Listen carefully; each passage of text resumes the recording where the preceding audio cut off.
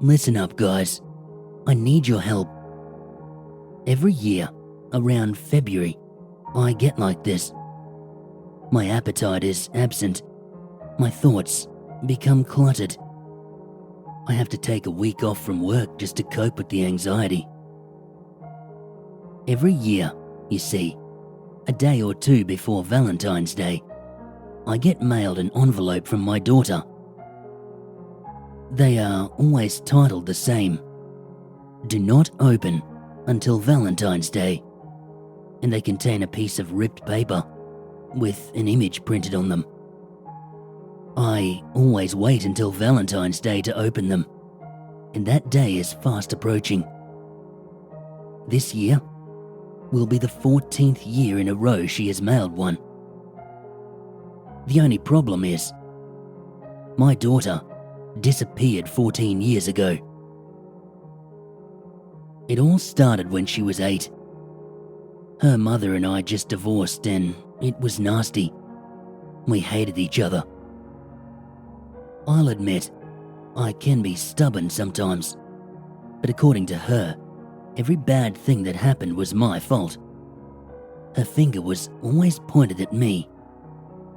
There were so many nights that Riley couldn't get to sleep because of our yelling. Looking back, the divorce was in all our best interests, especially Riley's. But still, I can't imagine how difficult it was for her, watching her mother and I drift apart. My lawyer was expensive as shit, but worth it when joint custody was granted. My marriage was terrible, but it did bring Riley into my life. Arrangements were made for each of us to keep Riley 2 weeks at a time, and both of us living in the same school district. This made transport easy. Having to deal with her crazy mother on occasion was a pain in my ass, but well worth it to see my girl. As she grew up, her curiosity astonished me, and it opened my eyes to things you miss as an adult. She loved trips to the zoo, pushing her doll in a stroller, and spending hours upon hours on the swings. I taught her how to ride a bike with no training wheels, and she taught me how to appreciate endless hours of Disney movies. My favorite times with Riley were holidays. My side of the family treated her like a princess, and she soaked up that attention like a sponge. We always had so much fun playing games or exploring outside. She loved spending holidays with me, but usually didn't get to. Her overbearing mother would cause a stir if Riley was not with her side of the family for holidays, and in most cases, I just didn't bother putting up a fight. I knew how to pick my battles carefully. Since she couldn't see me on most major holidays, she started mailing me things. She was so sad that I couldn't see her on Thanksgiving or Christmas, so she would cut out these funny images she saw in a newspaper or magazines or the internet, and she would mail them to me a few days before the holiday. She would always write on the envelopes with, "Do not open until insert holiday here." She started enjoying her little collage projects, and I started to receive them on New Year, Halloween, 4th of July, and Valentine's Day. The next time she would come over, she always asked me if I waited until the actual day to open them, which of course I always did. It was a fun way for us to get around the 2-week rule. I started putting all of her envelopes and cutouts into a bin. I've held on to each and every one. She was my little angel that could instantly put me in a good mood. Her body may have been small, but her heart was large enough for the two of us. I don't know how she turned out so caring after all the shit her mother and I put her through. But God, I cared for her so much. One morning, I was awoken by an authoritative knock at my door. The police eagerly searched my home and questioned me for hours, but I was more confused than helpful. I lost my shit when they told me Riley was missing. I sucked up my pride to join my ex-wife in helping the police any way we could. The search, it began immediately. The alert had already been issued and the whole community searched for my little angel. She has never been found. After getting my ex-wife's neighbors and others' testimony, the police pieced together their best assumption as to what happened. The report said that Riley waited at the end of the driveway for the school bus. Her mother let Riley stand by herself while getting ready for work. The next time she looked for Riley, she was gone, and suspected the bus had picked her up and that she was on her way to school. The bus driver said that she never saw Riley that day. When the school called my ex-wife about Riley's absence an hour later, the police were called. Over the next few days, tips would be called in, but nothing substantial. As the attention faded, so did the help. As the help faded, so did my hope. When the police called off the search 2 weeks later, I smashed the shit out of my bedroom drywall in a rage. I had a phase where I blamed my ex-wife for being irresponsible. I had a binge drinking phase. Hell, I even had some pretty dark phases in there. The light of my life had been extinguished by some random perv or some maniacal abductor. Nothing helped ease the pain, and that following year crept by very slowly. And it was then that I received an envelope. Startled by the writing, I dropped it on the ground when I read the front. Do not open until Valentine's Day. The handwriting was shockingly similar, and even the apostrophe was missing. This was something she always forgot. I lost it. Tears streamed down my face while I sobbed harder than I had in my life. My sorrow quickly turned to anger when I realized what happened. Someone was playing the sickest joke imaginable, and I had to find out who. I called my ex-wife, but she brushed off my anger as pathetic. I called a few friends who might have known something, but no one did. When I finally opened the envelope, the only thing it contained was a small, torn piece of paper with a printed image of a monkey. After calming my rage and getting my wits about me, I threw everything into a plastic bag to take up to the cops. Did one of her letters get trapped in the mail? I need to be sent a year late? Is this some cruel joke? Is her abductor taunting me? Is Riley still alive? None of my questions were answered after they analysed the mail. No fingerprints, no fibres, no DNA, nothing. The only helpful information I received was, since there was no stamp or return address, someone must have put it in the mailbox personally. After 6 months of testing the envelope and the monkey image, it was returned to me. I put it in the box with the rest of Riley's gifts. The event was so peculiar, it never left my mind.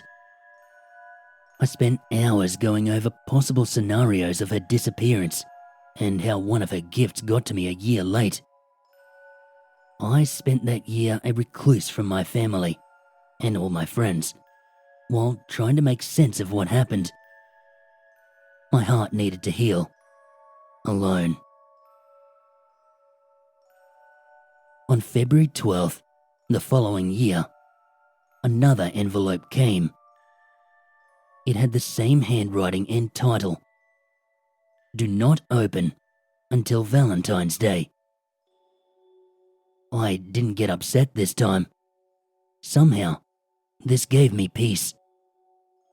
I followed the instructions, and 2 days later, I opened it.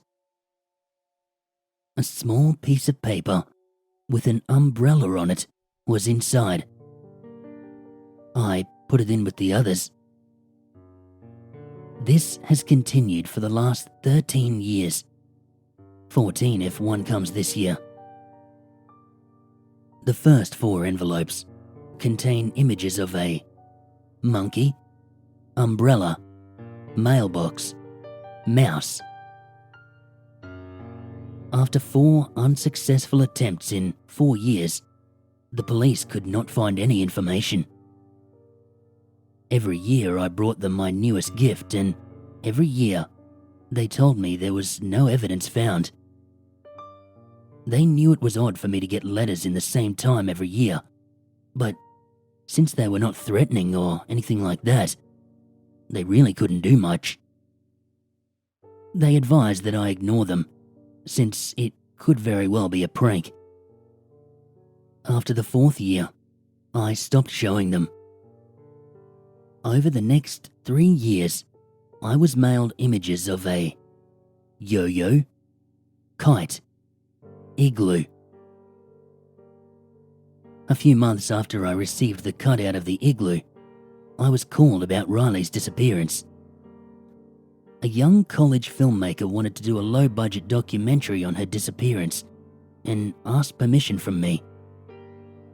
Publicity could only help Riley's situation, so of course I agreed. The interview was difficult, but the college kid was accommodating enough to interview my ex-wife on a different occasion. I never mentioned the envelopes. After it was released online, the cops got a few more tips, but nothing ever materialized. The next February, I set up a camera to record my mailbox. I wanted to catch this person in the act. However, after getting another envelope, I searched through the footage to find that an error had occurred. The last 12 hours were all just static. This new envelope, it gave me a rush while opening it. It was like Riley was still talking to me. Sure, I had doubts, but sometimes the only thing keeping a man sane are his delusions. The handwriting was still the same. It was still Riley's. The envelope's image was of a lemur. I continued living my life. I've had a construction job for 9 years now. It pays well and keeps the hours consistent. My girlfriend lives with me and she's great. But I've kept the gifts from Riley a secret.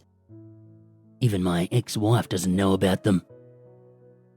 When I'm asked why I take off around Valentine's Day, I just tell everyone it's in honor of my daughter. The next 2 years brought in large images. The thick folded pieces were glossy, like from a magazine. They pictured a light bulb, elephant. I continued saving all the gifts. Every year was like a present from Riley. My assumption of a prank faded years ago, knowing that no one would keep this up this long. The next 3 years brought envelopes containing a dog, mop, ear. Here is an image of the envelope and ear cutout from last year. The last 13 years have been a hard battle to fight. Not knowing where Riley is, or if she is even still alive, eats at my soul. I've managed the pain as best I could, but these damn envelopes, they bring it all back. I have no idea why anyone would do this as a prank, but I equally can't believe it's anyone other than Riley. Every year, my mailbox camera malfunctions, goes blank, or is consumed with static the day I receive the envelopes. I have no proof that someone is messing with me, and that drives me crazy. Would anyone really torment me this long? Riley would be 22 now, and I'm sure, just as sweet as when she was taken from me. Valentine's Day is fast approaching, and the anxiety has me reaching for guidance. I can't make sense of the situation, so I'm begging you guys for any help or solutions to this strange puzzle. Monkey, umbrella, mailbox, mouse, yo-yo, kite, igloo, lemur, light bulb, elephant, dog, mop, ear,